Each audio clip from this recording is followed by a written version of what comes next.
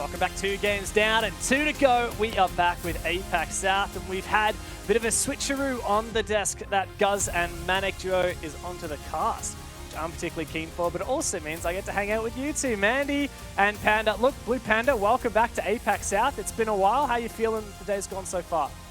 I mean, you want to talk about a throwback. When I started casting, Mandy was one of my OG observers. Like, this is a combination that's been years in the making. Yeah, absolutely. I mean, I feel like we've been working together for a really long time now, but not on the mic yet, so this is a first for us. This is cute. I actually feel like, I don't know, maybe am I intruding? You guys just want to like take on the show from now on? Like, do a little bit of Blue Panda Mandy show? I mean, Mandy, what do you reckon? Like, surely we can take it by now. Yeah, I mean, I can't be that hard cut. All right. Just do it. Okay. Blue Panda, you want to host? No, I'm not getting paid to do that today. So. I was going to throw you under the bus there, but luckily you weaseled out of it. But we do have another game coming up, and we've already had 2 games that delivered. We're about to have a third one. It is Fury versus WILDCARD, the Thai team that's had a couple of roster changes versus the Aussies, who have been slowly redeeming themselves. I'm going to talk about Fury first. In fact, I'll go to you, Blue Panda. Look, these guys... how can we describe their stage 1? I can think of a couple words, and not many of them are safe for broadcast. Oh, look, I'll take some of the edge off. I'll play it kind. The word I'd use to describe is underwhelming. Unfortunately, you know, they were newly signed by Fury, a team that has ties to the ANZ community.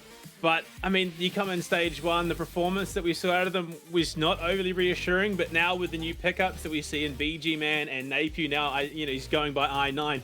Napier was at one point one of the most dynamic players out of that Elevate roster. And we've seen time and time again, it's that new injection of life into a roster that could be all the difference maker. Yeah, and I think for this particular roster, a big focus of something that we expect from them is that they really need to fight away from those relegations. They are in such a crucial and dangerous position at the moment, and so getting wins on the board, getting some points on the board in this group stage is so important for them at the moment. Oh, they'll certainly need points on the board in this stage because they didn't get a single point in stage 1. This roster went without a win, went without even an overtime loss. But let's see if BG Man and Napier, the Elevate alumni, can make the difference. But of course, they will have a tough match ahead of them.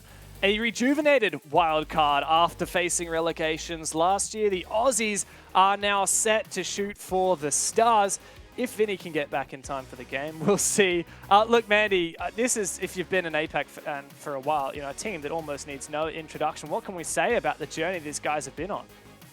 I mean, WILDCARD, they've been through a lot of adversity as well in the last 2 stages that they've played in.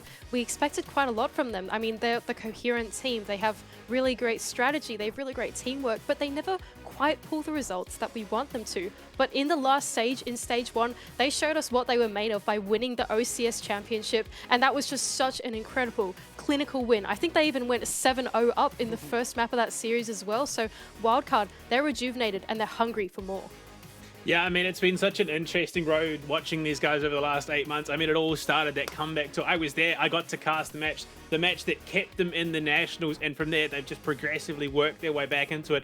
They're now, yeah, look, unfortunate 7th position coming out of stage 1 of APAC South, but they're coming into this stage. They're looking to bounce back. They're a team that are hungry and determined, so I wouldn't be surprised if we see them start this stage off with a bang.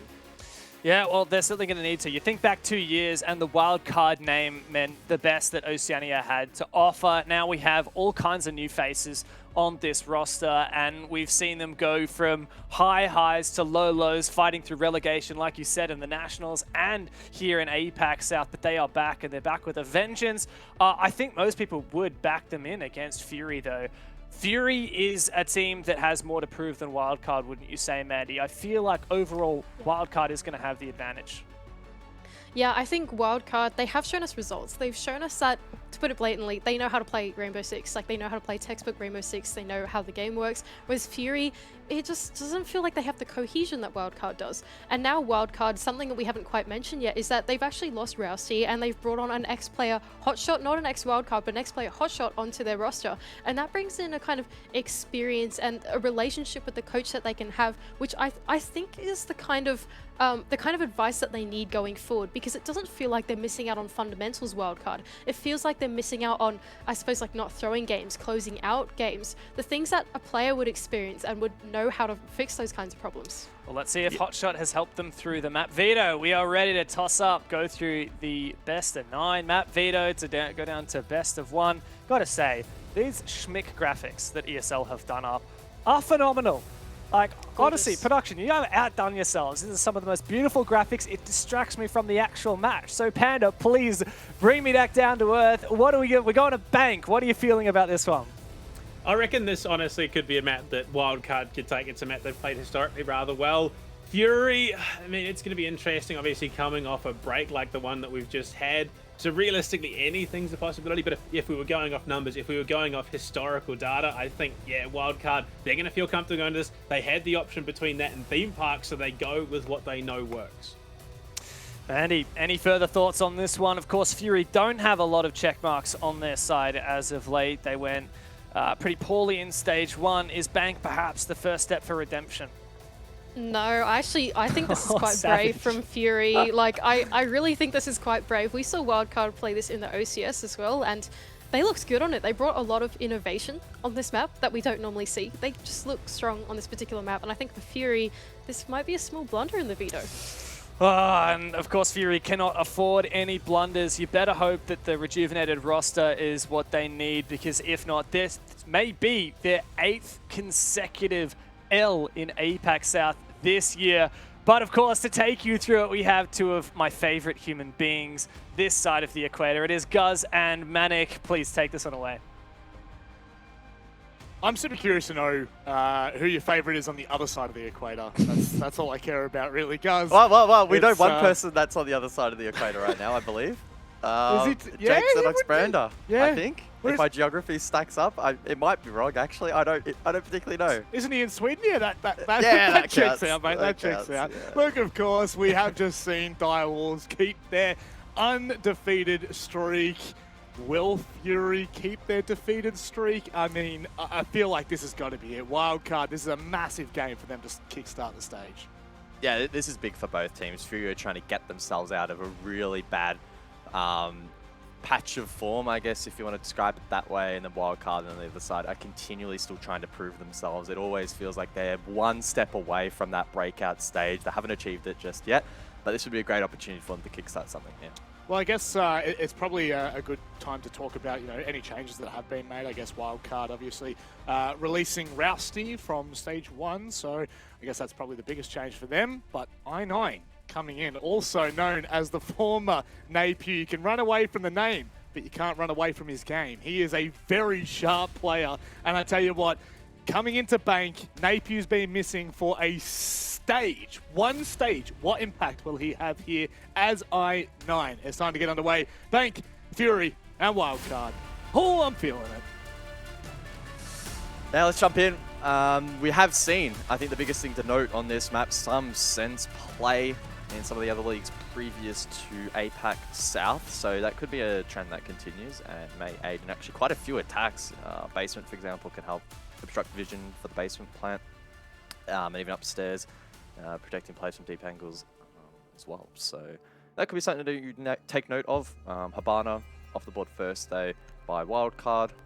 Very powerful operator on this map with just so many hatches being available. Ying to follow up. I wouldn't necessarily expect Wildcard to be the sort of team to lean into Ying and that aggressive playstyle, but perhaps with 4 Candelas now, that could have been something that they're a little bit afraid of. Valkyrie followed up as their first defensive ban, and that's pretty expected, even post-nerf. Valkyrie incredibly strong, particularly on such an expansive map like Bank, and interestingly enough, Azami off the board. I didn't expect Bank to be the map she'd be taken off on, but she's so adaptable to every single map in the pool that it's probably not too surprising that Wildcard would just want to get rid of her. Jeez. I don't think I've seen. I mean, I'm glad we're finally seeing a bit of how you going on the ban phase.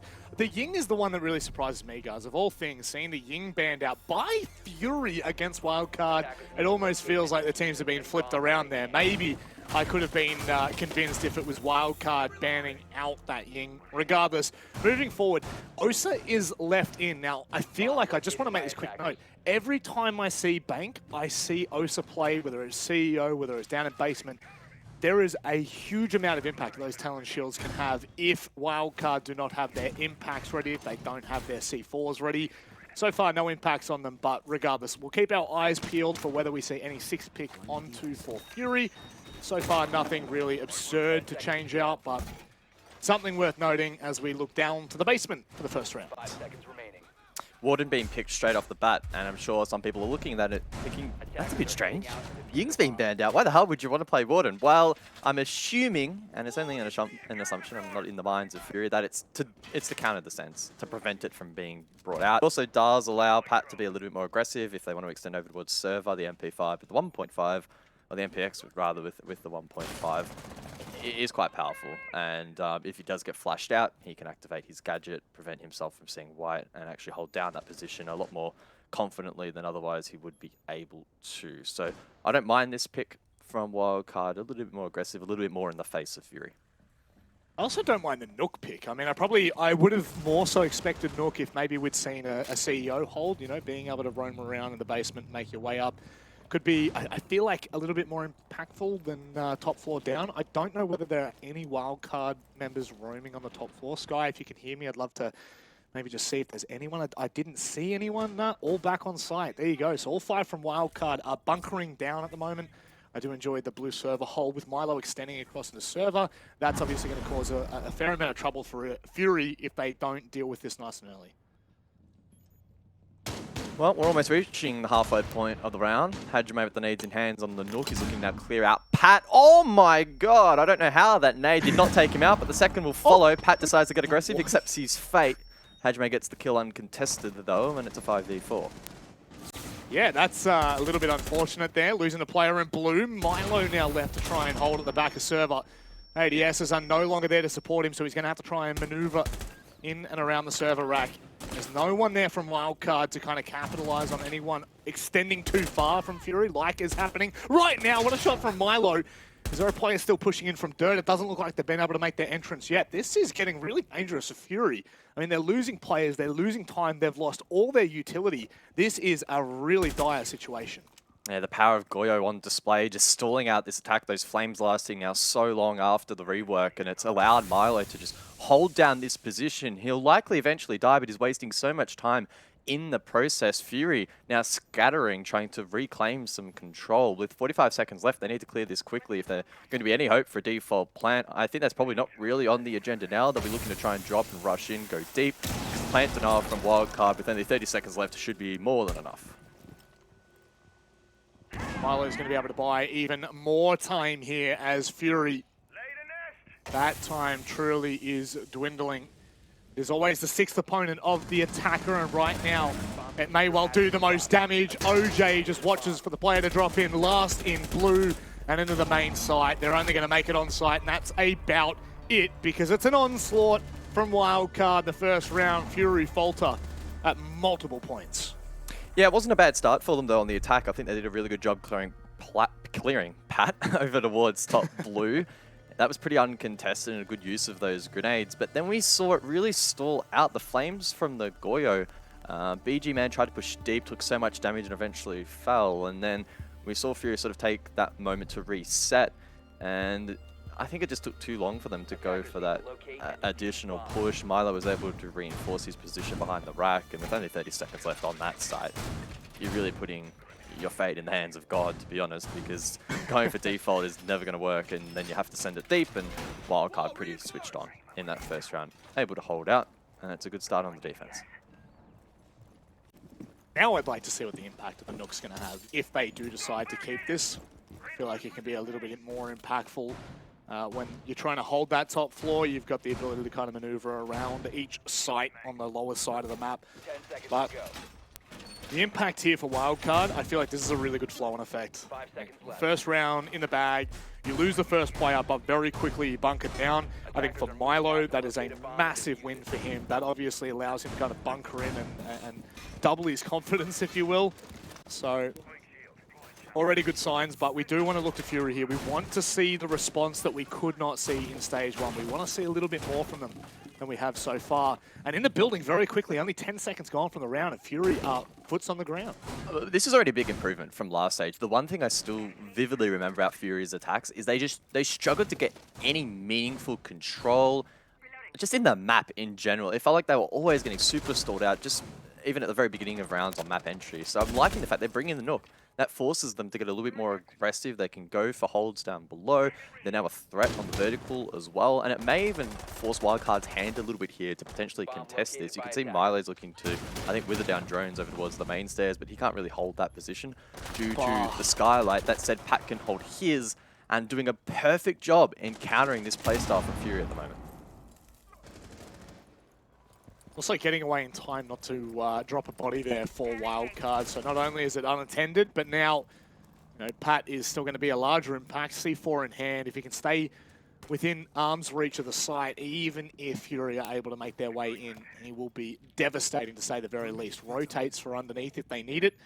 Vinny with the control just of the former side of square. He's got a lot of work to do here with 3 in front of him. A lot of pressure on the shoulders here of Vinny. And with that shield taken down, he's forced back. The projectile denial is well dealt with by the attack, so that forces Vinny back towards the soda machine. But that allows Pat now to open up his line of sight. He can hold that cross as well as the bolt in, so WILDCARD still with strong positions.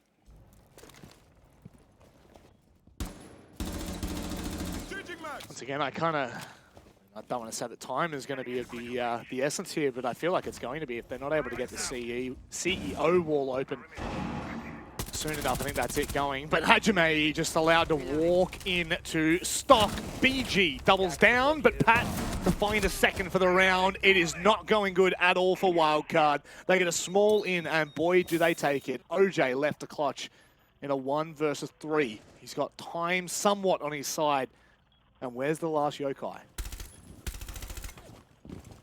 Not sure it's in a position to deny the plan, and Lycolis will stick. OJ might have information to play the post, but if anyone from Fury gets outside or gets deep over towards square, this is going to be a very challenging retake, and it's impossible. Lycolis closes it out, and Fury respond. All too quick there. I really didn't feel like Fury had a lot in that round. They still had control. WILDCARD still had control of Janitor. They had control of the stock hallway. But one kill seemed to unravel it all. Hajime on the pick, straight through stock, allowed to walk in unnoticed, undetected. And soon after, WILDCARD crumble under the pressure. Regardless, moving forward now. Not looking to reattempt CEO. Happy to go to open and staff, sorry. And this is a site where I feel like, for me, I've always thought staff and open, even in, seeing Bank come back into the meta, or even just into the veto, I always thought it was a little bit weaker than potentially Archive and Talers. But boy, has it been played a whole bunch since stage 1. And it has changed a whole bunch in the way it's played, not only from rework to current, old form to reworked form, but also just throughout the first stage as well. And we're even seeing more changes here from WILDCARD. I don't know if we can go back above Sky to front desk, but Vinny's actually placed a deployable shield facing through CEO over towards top square. So they're looking to hold down this front desk position, which is a direct counter to the way in which we saw so many teams from APAC, and I'm sure internationally as well, taking this site, which is you rappel in over towards CEO, you take the vert control above Archives across, and you just slowly back the defenders in towards a corner, over towards open area, and then once you open bot square, they have no way to really rotate or deny the plant. So it looks like WILDCARD are taking a very aggressive approach to directly countering that playstyle. That said, it opens them up to this push. This is the weakness over towards E, and Fury looking to capitalize and maybe just try and sneak their way straight into sight.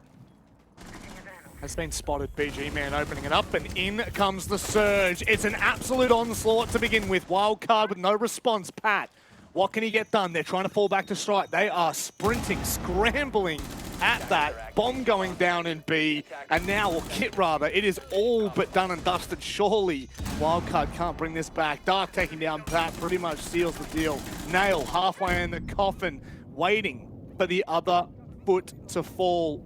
Fury have absolutely read this like a book. And with WILDCARD clawing back with only inches. They need meters. They need the entire site to make something happen. There is no time left. 10 seconds and counting until they've got to be on the kit. And there's just so many crossfires. What a round from Fury. I think I could probably say with fair confidence that is the best attack we have seen from Fury this year.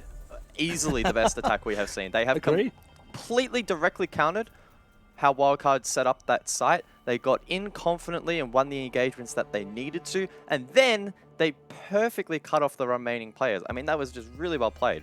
Really enjoyable to watch. WILDCARD could maybe innovate on that a little bit, perhaps have a yokai over towards E or bot square to get an earlier read on that push, or even a castle, I guess, to slow it down. But there wasn't much they could really do in the moment, I think, to directly counter that as quickly as they needed to. So props to Fury, a fantastic attack, and it's a really good boost, I think, to their confidence.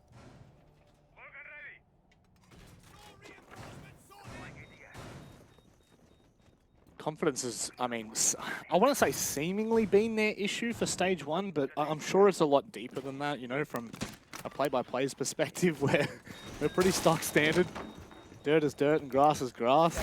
We don't need to know why it grows, we just need to know that it's there. And I do feel like Fury just never, ever gained that foot in the door. They weren't even able to keep the door open. It just felt like every game continuously slammed shut in its face. But with a bit of hope here, Fury have actually shown us glimpses of, I want to say, brilliance at the start. You know, that round in particular. It gives us confidence. It gives us hope.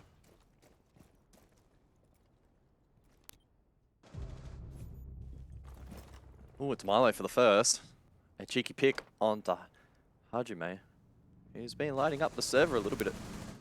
Currently the top fragger for Fury, and it's the Thatcher as well. But Dark responds onto Vinny. OJ onto him though. So a lot of early trades. Oh, wow. OJ for a second. All the action over towards open area. And that will be the cue for WILDCARD to now drop down, go back towards site. And they just need to now hold on for 120 seconds in the 4 versus 2. Not only do they have to hold on, but we have to cast this, and I know it's going to be a slow one. Or maybe Fury are going to try and put all their eggs in one basket, try and find the trades nice and quick. I was so upset. The Osa on basement, we've seen multiple strats where, you know, you're kind of creeping into server, you get a bit of that long desk control toward A.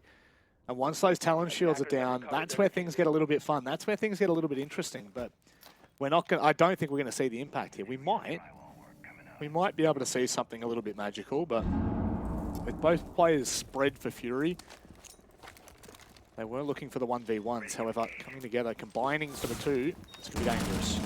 Oh, the flash. It's a good bait. Pat falls for it and will lose his life. Is that the in for Fury to potentially bring this round back? Still a challenging position they find themselves in, especially with Milo once more reinforced behind server rack. OJ low on HP, playing safe in Garage, and Cairo deep with the smokes. So it is still very challenging here for Fury. Maybe if Milo gets isolated, it could be possible though. Time here. If they do so, they might be able to catch it out. Milo nearly falls. Now they're going to try and force a fight like Colas can only find one. He's in sight. Milo swings at the right time. That was utter chaos. And I tell you what, Fury were about 50 HP from bringing that entire round back. However, WILDCARD prevail. We're now into round number 5. And really, I don't think you could split either team. Milo really the difference maker in that last round though. Not only did he get the opening pick on towards the Thatcher, limiting the resources for the attack, but then able to hold down that position at rack. Got the 2K as well to ensure that WILDCARD did not throw the round. And that's really well played by him. We head back up above though, right? And this is where we did see WILDCARD falter a little bit. The top square pressure from Fury and the utility clear over towards that janitor door was really good from them on their last attempt. And they'll be looking to replicate that because finding a response that quickly for WILDCARD could be pretty challenging considering they're bringing, I believe, the same if not very similar composition.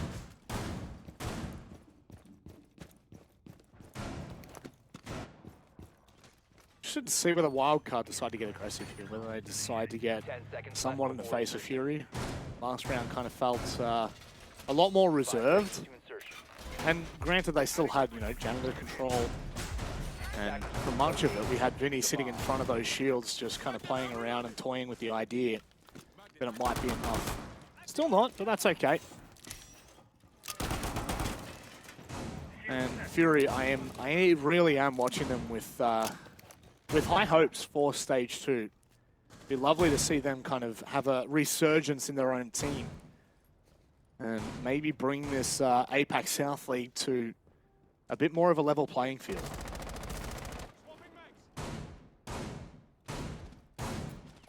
Vinny lurking inside of stock. Vert angles down below towards the window. It's a good counter onto Hajime, who has drone this position. Should be aware that angles have been created. If he goes for this vault blindly, it would be a grave mistake.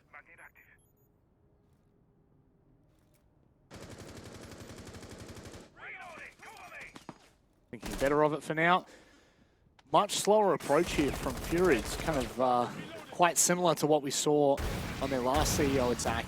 Got BG Man in, and now the utility's starting to flush out. Really, really good timing from Fury. The synergy looks far, far better than what we saw at all in the Stage 1. It felt like a lot of times disjointed utility timings were just off.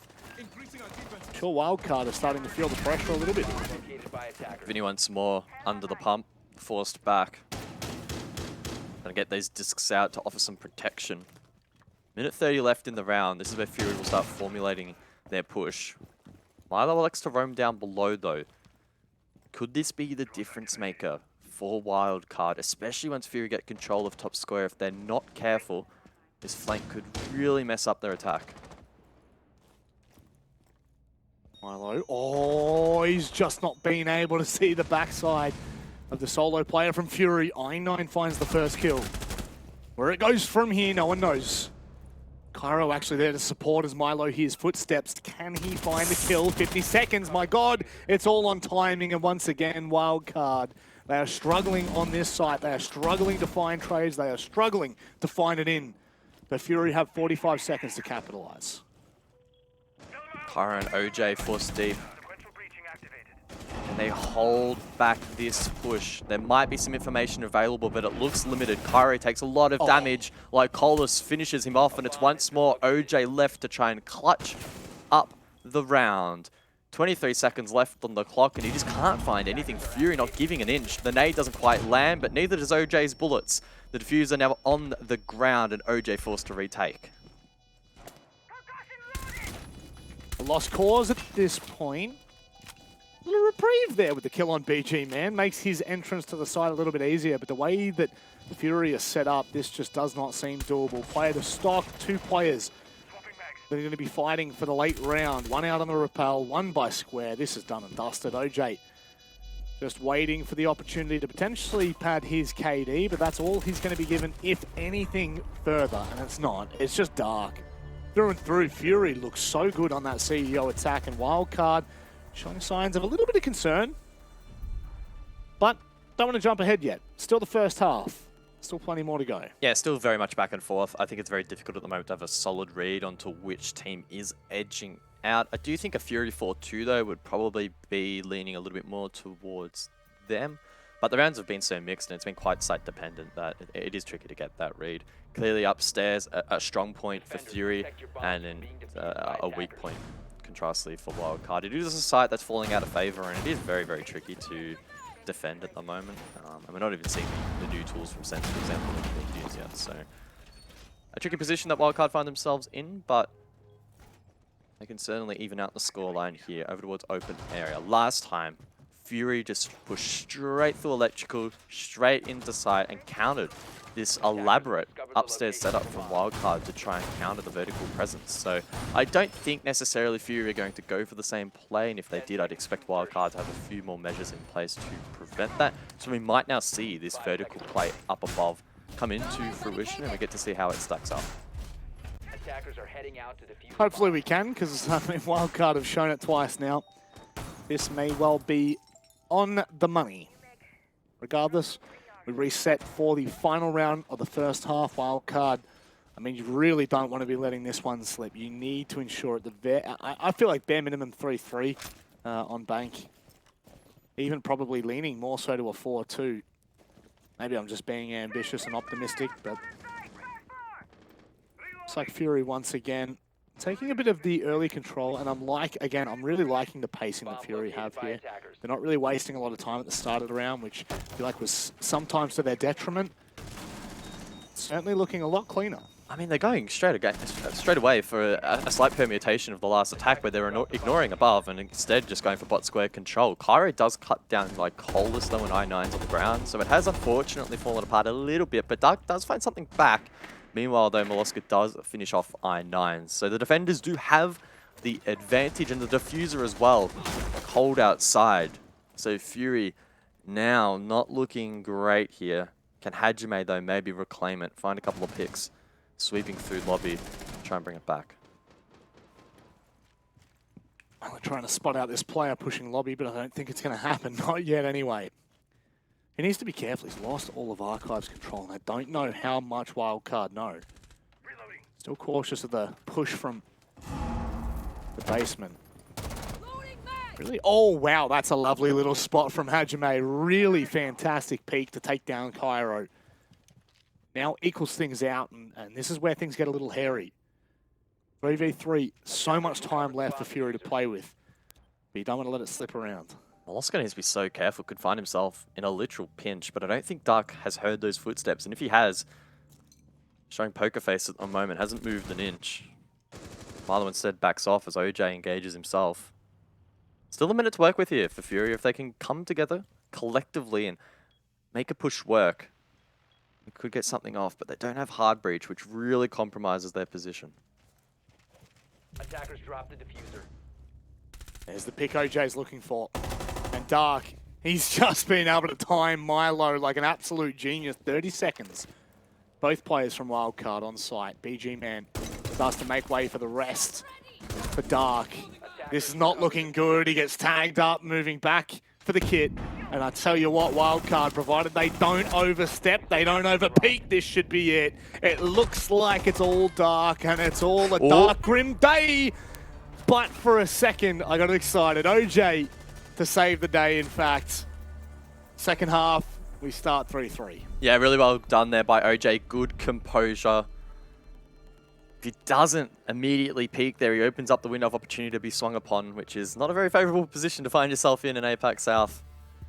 But Wildcard, they steady the ship. 3-3 the scoreline. Their real only mistake was probably allowing the sneak attack on open area on their first attempt, and if you then excuse upstairs, it would have actually been a 4-2 in their favor. But nonetheless, very balanced thus far. Really enjoying what we're seeing, especially from Fury. They have shown already a significant improvement to what we saw in the first stage.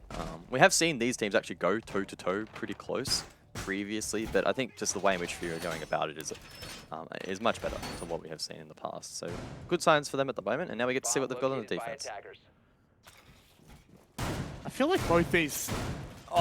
look, I was about to say both of these storylines have been the same coming into 2022 for Wildcard and Fury. Maybe a little bit different, obviously, with Wildcard having former unbelievable glory over all of APAC and definitely Oceania, but both of these teams had so much to prove coming into 2022, proving that they, kind of deserved their places to be here. Wildcard obviously fought through relegations. Fury, back then, Q confirmed, narrowly kind of avoiding it throughout their performances in the stage, the regular stages, that is. So I do feel like coming into 2022, they both had so much to prove, and both of them, I don't want to say disappointed, but I've definitely felt like Wildcard were just missing the mark once again in stage one. This is really their opportunity. Likewise, Fury. Both in very similar places. They cannot afford to have another stage in APAC South without really that top 4 placement.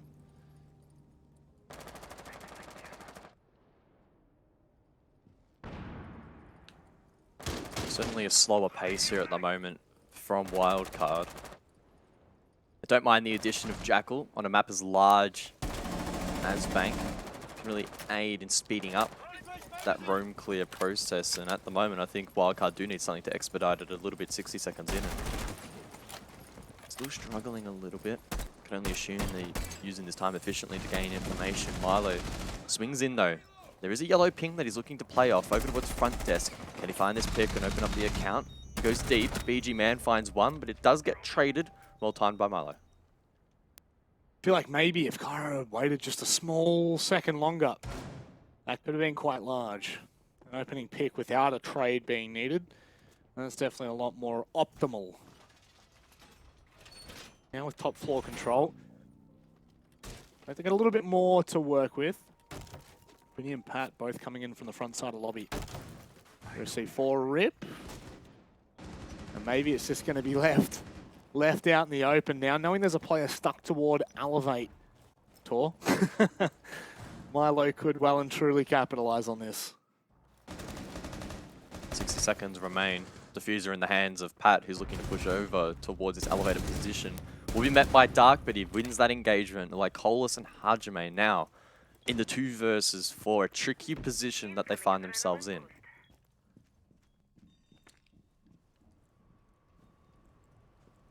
What are you doing, Hajime? What are you trying to pull off here? Wildcard, are they going to be ready for it? Are they going to be aware there's a player just on the tier 2 stairs here? So Hajime, they might need it ahead here. If Black Holders can find one on site, at the very least stay alive, might cause enough problems for Fury to deal with. Don't like going off. And now this is when they've got to play for it. Like Colas can't find more than one, but Hajime is good for his own. Swings back onto OJ. A 1v1 with Vinny, the winner in a clutch position. Hajime gets aggressive. Vinny forced off the plant, but it's Vinny. No, it's Winnie to claim the round with the LMG. A close call there for Wildcard, but a solid first attack. Boy likes honey, but he certainly likes money more. That is a very, very close round. Like, you know what? Have you, actually, I'll excuse you, Manic. You are a full-time host now, so it's okay. I am a full-time host. You got to remember, I can't move like I used to, mate. It was a good setup, though. The Winnie into Vinny winning the round, that was actually, it was quite good. It somehow worked. It somehow worked. I definitely need to get this feedback situation sorted. I'm currently, it's like I'm in a room of just, you know, like complete sound foam around me. It's just a full dark room and I can't hear myself talking. It is killing me. But regardless, no one needs to know that at home. All they need to know right now is that this game is actually far more of a barn burner than any of us could have expected. I mean, don't tell me that you expected Wildcard to not come out and kind of slap around Fury a little bit, as we did with Chiefs and Gladiator in the first matchup, and wow, have we been kind of turned on our heads. And then, of course, the conversation becomes, guys, will this be consistent? Will this performance maintain throughout the stage? We don't know. But right now, Gladiator and now the big dogs in the server, Fury, are certainly making the OS teams fight for any points whatsoever, let alone a win. Yeah, certainly. The first couple of matches of APAC South have been incredibly competitive across the board and across a pretty wide spectrum of performances from the last stage heading into this one. So we've already set ourselves up for another really thrilling stage of APAC South, and they always tend to be. And again, if you are just tuning in, APAC playoffs no longer take place. So the top 2 make it through to the major. So the stakes are even higher. A top 4 isn't going to cut it anymore. So a really, really big opportunity, of course, to directly go to the major now, but also a limited opportunity at that. So every game, every round, super critical, especially when you consider these teams only play 7 games compared to the other regions, which play 9. So limits your opportunities, but I guess, you know, if you want to look at it a glass half full, it also means if you do put in consistent results, you're going to be better rewarded as well. So we'll see how it plays out. I think they've changed Vinny's name. Yeah. I didn't see it. I was too busy listening to the waffle then. I was listening to the Philosophy of Guz. You know what? That could be a book. Philosophy of Guz, Chapter 1, Winnie. I like it. I don't think I'd be able to write a book. I don't have many interesting stories. Maybe one day. Maybe one day, mate. Maybe when you get to my age. When I get some land experience, maybe. When you get some maidens ball like. Can't ratio me on broadcast, man. That's not professional. It's not. It's not. They're definitely a little bit broken there. Waiting for the next twit longer to come out, mate. Call out for it. It's, this has just been, again, I think one of the big conversations that we haven't been able to have on broadcast yet. I know you mentioned it when we first came in. You know, I think it was the first match. You kind of, in your mid-analysis, talked about the fact that there are no playoffs, but the implications for that. I don't think people at home know, you know, the severity of how big this is. You know, the fact that we now no longer as a league, because you've got to remember the league is actually split into APAC South and APAC North. So combined, the league now misses out on playoffs, which, you know, give and take, there are so many consequences to that. Obviously, 6 play days. A lot of teams miss out on further practice, on even more.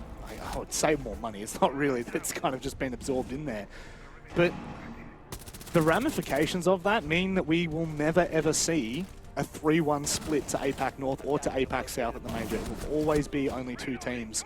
And whether those are the best 2 teams from each representing region, we'll wait and see. But yeah, I think that it's something that definitely needs to be discussed and opened up, because 7 play days for all of these teams, best of ones is all they've got. It is heartbreaking, to say the least.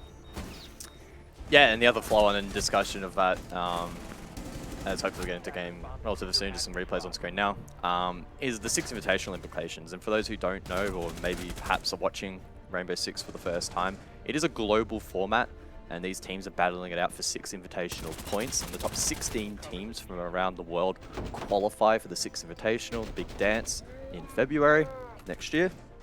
And we have more teams than any other region competing for points, and now without playoffs, the distribution has been changed. So for instance, if you finish in the top 2 for APAC North or APAC South, you go to the major, and you actually end up earning less points than the top 5 from other regional leagues. So it's pretty tough going here in APAC. We only had 3 teams last year qualify on points, and Sandbox actually narrowly only just made it.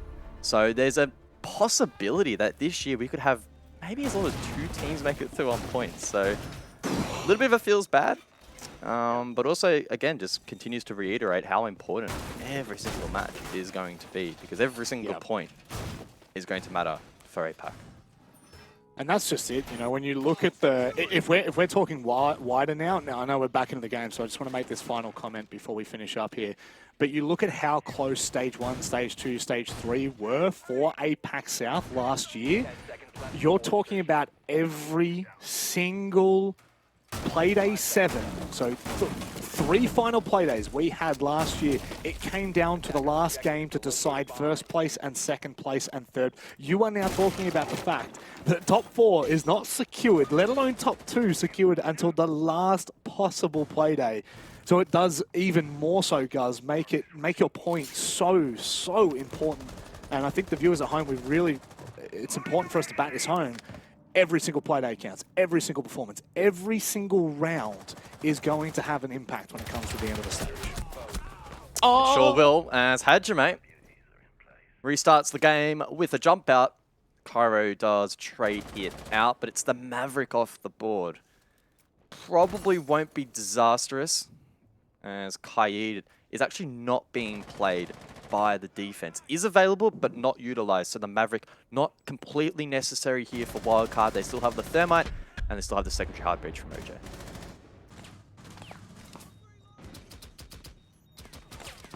They'll hold these yokais for as long as possible, and they're doing so. I9 causing all sorts of havoc, and it's allowed Lycolis to push up the square stairs. Now, not only that, it's the smoke player.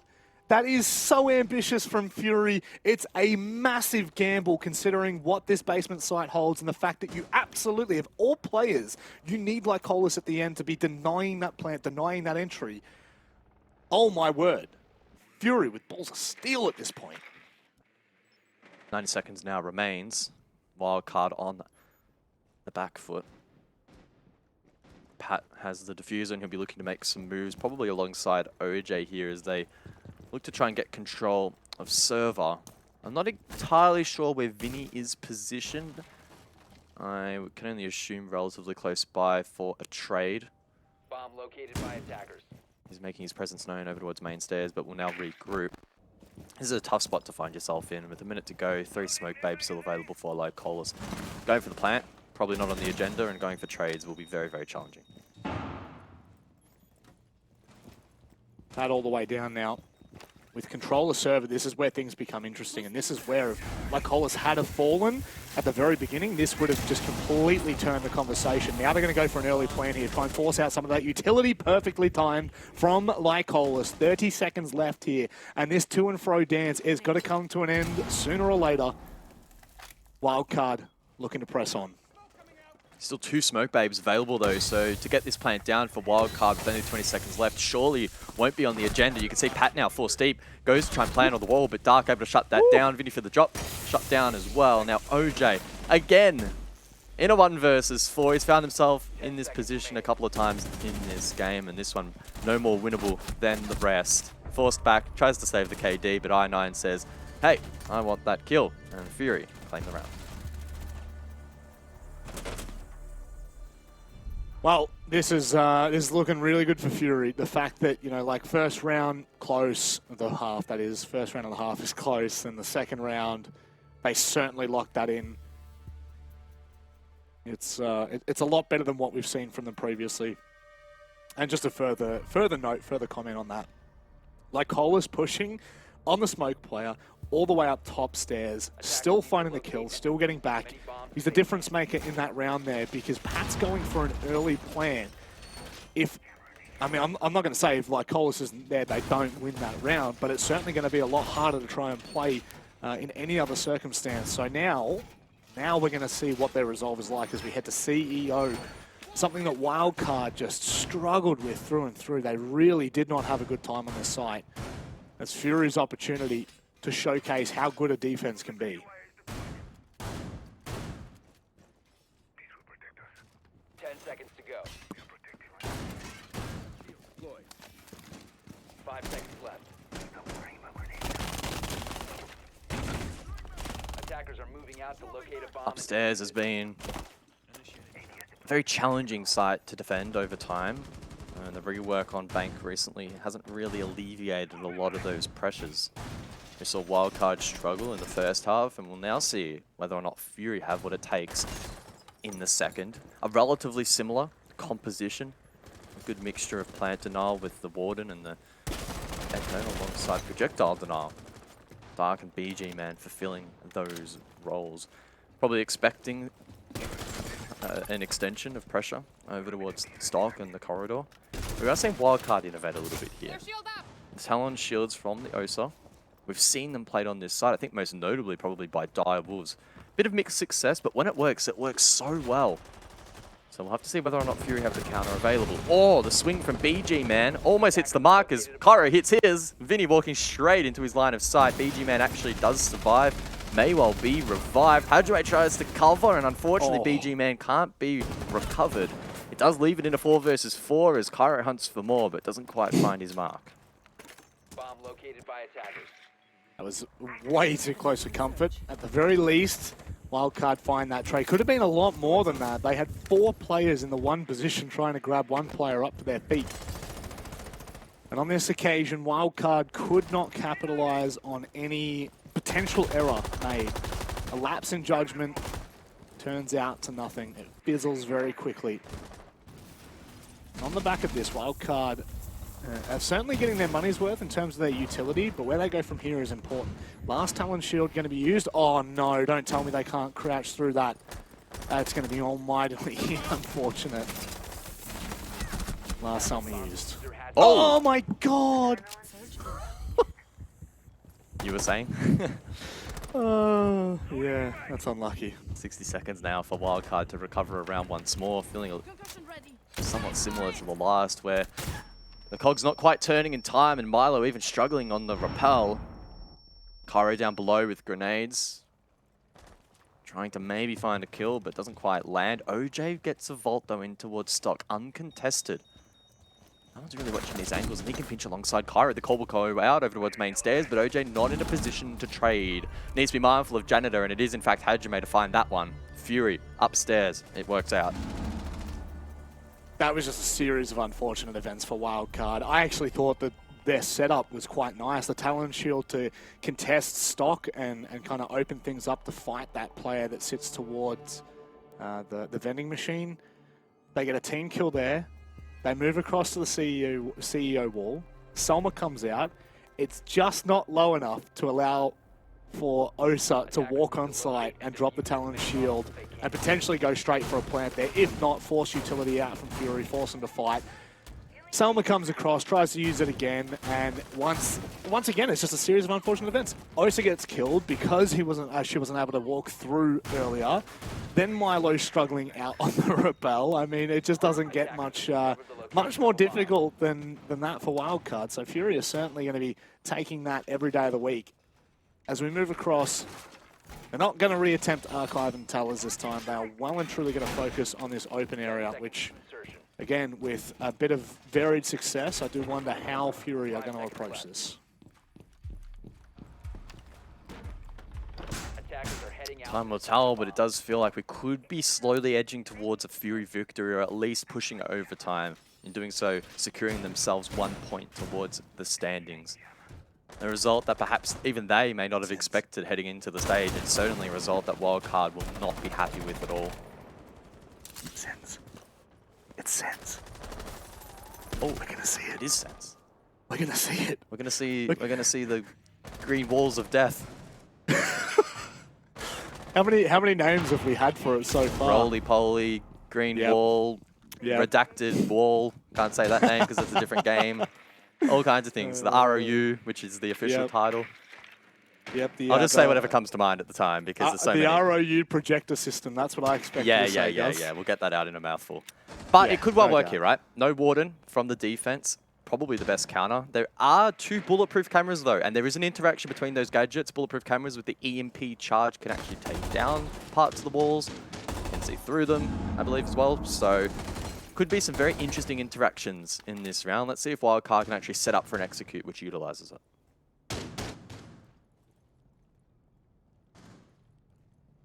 Creeping down Milo. Got to be cautious with no backup. No trade potential yet. Vinny getting into position where potentially this could happen. The pinch from behind. Really unfortunate with the timing, but there goes Milo. I know I wasn't expecting it. What a flick from Milo once again. Is he going to find a 3rd scalp for the round? That is absolutely gnarly from Milo. Do not go near this man right now. He's on something else. He has looked so sharp today. By far and away the standout player for Wildcard in this matchup. Stepping up when it matters. Now BG Man and Lycolis backs against the wall. Such a tough position. You can see how many angles they're trying to monitor at the moment, and holding out this long. Very, very tall ask. Sen's definitely not going to have the impact that we'd hoped they'd have. Sen's wall, the roly-poly, the ROU projector system may not even come into an impact here with Fury, only 2 players left. Another kill for Milo. It's a quad kill in the round. Line him up and knock him down. Is this going to be the ace? He just can't get in behind in time. Oh! All 5. It's a full house for Milo, and Wildcard equal 5 apiece. Molosca stepping up once more, a huge 5K to win the round and to keep a regulation victory alive as well. That's the critical storyline out of that one. I love round 11, 5-5. I've probably said that way too many times, but that's because APAC South is so damn close.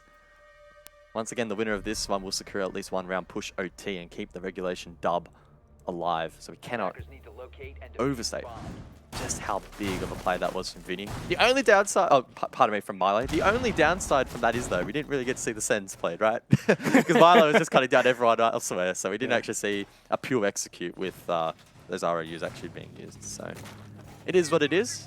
We move on, though. Basement, we head. And Fury have looked decent on this particular objective, so let's see if they can back that up once more. The ROU, more like I owe you another round, Sens. Am I right? 10 seconds remaining. Got him. Just stick to the game, mate. 5 seconds remaining. What about my my career in stand-up comedy? It's gone down the drain quicker than. You are a bit of a joke. So. Yeah, this is very true. I mean, life's beautiful when you can laugh at yourself, is it not? Now, with Wildcard, they're going to have to be careful right now. Fury are actually quite extended. Out into open. They've got Hajime on the Vigil as well. So Wildcard are definitely going to have to contend with this roam. Now, how long Fury stick this for? I wouldn't imagine it's going to be longer than a minute, maybe a minute 30 if Wildcard aren't quick enough to get into the building. But hang on, Lycolis has just come back up square stairs as well. They are unrelenting right now. Fury, confident more than ever. Confidence being the name of the game so far for them in this particular match. As Milo sweeps up above confidently on the Jackal. Not sensing much of a threat. Sees some feet though. Again. In the literal sense, BG Man will survive though critically for Fury, and that Warden could play a big part in denying the Capital, for instance, later in the round, as well as the smokes in the pocket of Molosca on screen now. So not a bad start from either team. Dark though still lurking inside of open area. The hatch has been opened up as well to allow him that rotation back down below, and he takes the cue to take it, to drop rather, quite early on this round, and probably at the right time as well. Vinny converging from Archives. Minute 30 seconds, that's exactly what you want to see from Fury. They've wasted so much time, and Lycolis has to stay alive here. Again, 3 smoke fades in the pocket. Does he get away? No way in hell.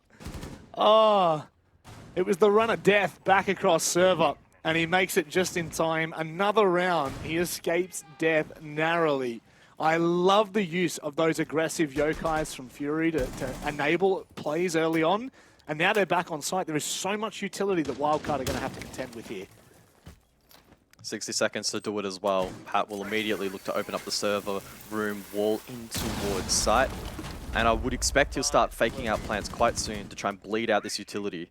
2 C4s, 3 smoke canisters. So much time can be denied, and the Nitro gets shot, I think. Dark lands it perfectly, but Cairo with coverage. Pat forced off ultimately by that smoke canister though, but Hajime elsewhere does fall, and with BG Man low, perhaps Wildcard could try and send it here, get a little bit aggressive, try and find these picks. There we go. Vinny on the long line finds Dark. Lycola's still alive with 1 smoke babe, and Pat gets taken out. Now, what is the decision from Wildcard? It's go time. They have no other time left. Milo again rips another scalp away from Fury. OJ watching on the long line, and it's only BG Man left in a 1 versus 4. He has to go nuclear here. There's no C4 in the pocket. He'll find the first, but now the mountain seems ever so steep. Taking his time from the back of Vault. This doesn't happen, Guz. Not in this world. 10 and 8 so far, but 3 more. Very unlikely. It's OJ to close it out. Wildcard, wow. Backs against the wall, they step up. They lock in overtime at minimum. That's 1 point on the board, and now they'll be looking to drive home for all 3.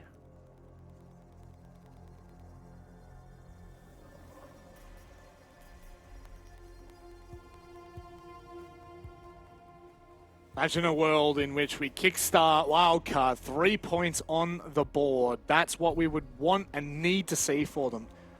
Off to a good start like they had in Stage 1. Remembering, if you can remember all the way back to mid-March, they defeated the Knights of all teams. They defeated the Knights 7-2. How drastically different Stage 2 was about to be for all of these teams. I don't think we could truly depict it, even if we had an hour-long podcast, guys. I don't think we could put all of the permutations around what Stage 2 is going to offer and where the pressure is going to be for these teams. But regardless, we're going to hold our breaths for the first 2 playdays, I feel, because that is where most of the teams that are, you know, primed for first, second, third place tend to falter, tend to fall. If you don't believe me, well, Stage 1 of APAC South, Chiefs lost their opening game, Knights lost their opening game, Elevate lost their opening game. They all went on to play in the playoffs. So it goes to show this is where teams falter. And Wildcard right now, they're staying true to what their form was from Stage 1. Let's hope they can kind of improve on it as we watch throughout this stage. This could well echo the head-to-head from the previous stage as well, where Wildcard won in a 7-5 fashion.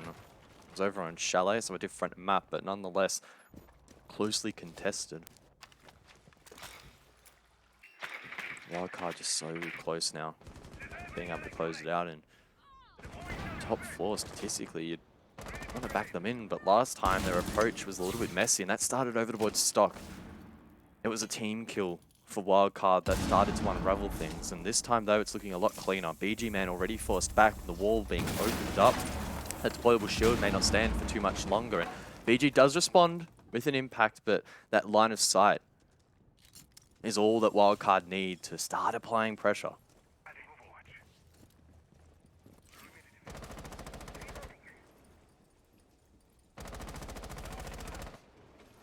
Opening kill going to be so important here. Fury were up close and personal in their last encounter on this site. Don't think they're going to be able to do the same. It doesn't even look like Wildcard are near the same approach as the previous round. Cairo now coming up of square. To be careful here. This could be quite the cheeky play if he's able to make it over toward lobby. From there, that's where things get a little bit hairy. Now opening up for Wildcard. This is where we might start to see Pat / the Osa have the largest impact of the round.